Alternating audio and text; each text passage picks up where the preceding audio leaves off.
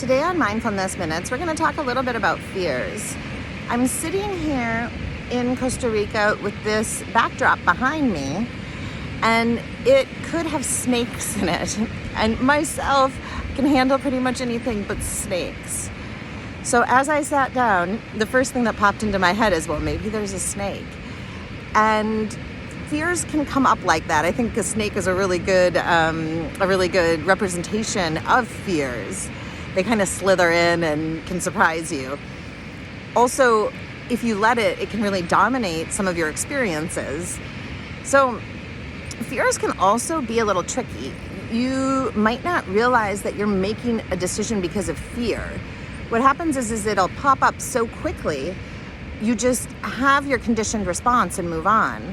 So it could be fear of failure. Like, oh yeah, I would love to learn how to play the keyboards. And then it's like, yeah, but I'm too old, or I could never be good at it, or I don't really want to play classical, so therefore I'm not going to do it. These fears dictate a lot of the experiences in our life.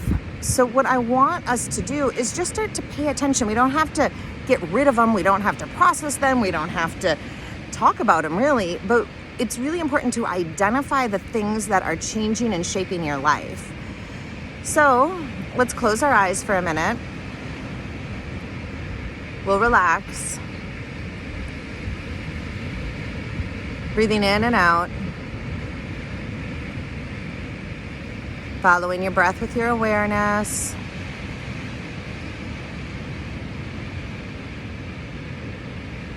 Bringing your attention to your feet. And just with your mind, telling your feet, your legs to relax.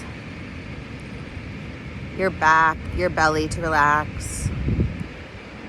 Your heart, your arms to relax.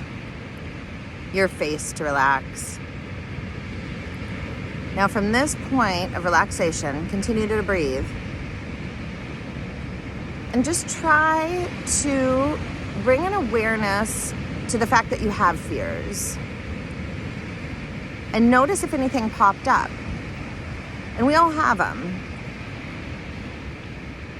So if nothing popped up, relax and dig a little deeper. They might be hiding like our snake.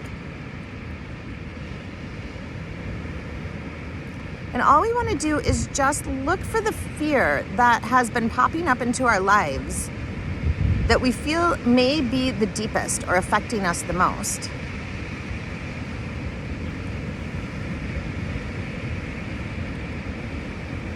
Try to grab a hold of it and just follow the thread, thinking about all the ways that fear has stopped you. Kind of like a web, these different areas that it has pulled into your life.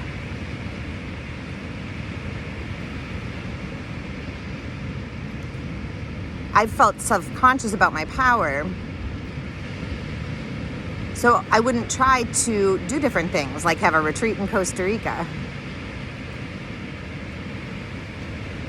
And as I saw that, what we want to identify, again, it's not about changing, but what we want to identify is when I don't feel empowered,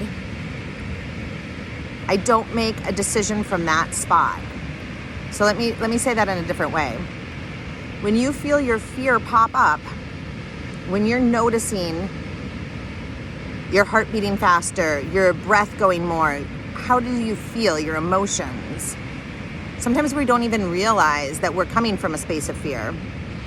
When you notice that feeling, maybe take a step back and don't make a decision based on that.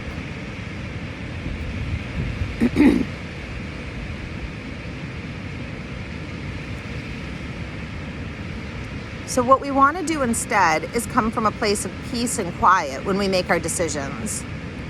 Knee-jerk reactions to our fears will keep us tied to the place that we are right now, which might be fine, but I believe there's better places that we can go.